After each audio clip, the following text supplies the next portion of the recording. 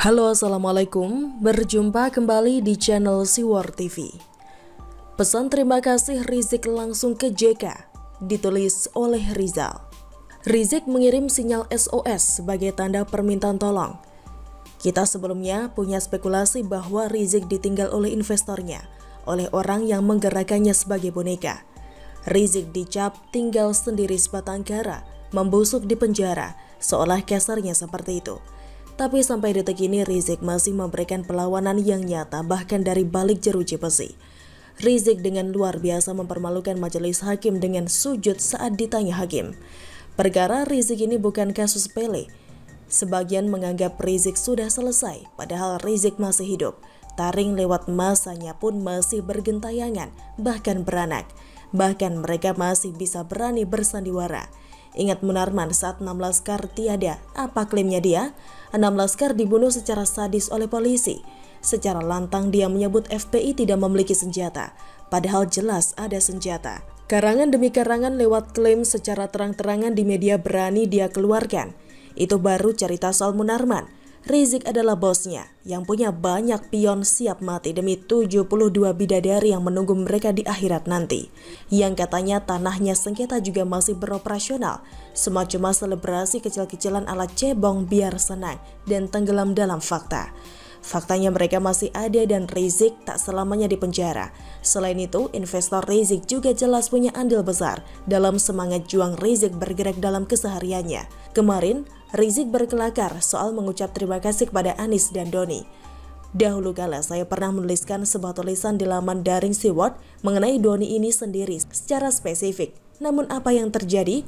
Surat teguran datang dari pihak Doni untuk meminta saya merubah struktur artikel karena dianggap mengada-ngada atau tuduhan tidak berdasar.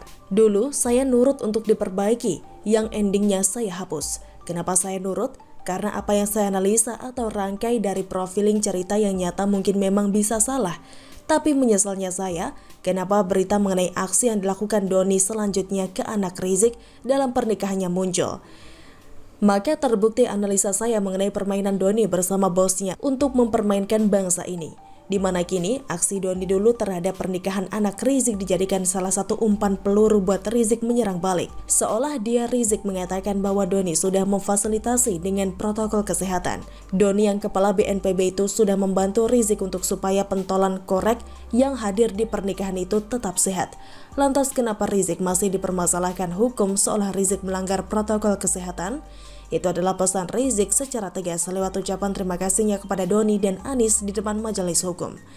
Kejadian ini sudah merupakan fakta. Mari kita lanjut ke analisa. Berikutnya dari aksi Rizik ini kita belajar satu hal bahwa Rizik belum ditinggalkan.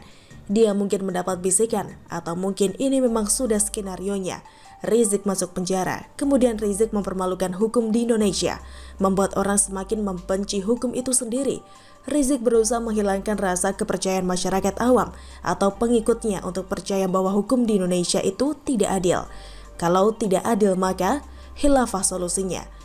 Rizik berharap bahwa sebagian masyarakat terpengaruh akan tontonan ini, bahwa hukum yang memenjarakan Rizik adalah mainan penguasa.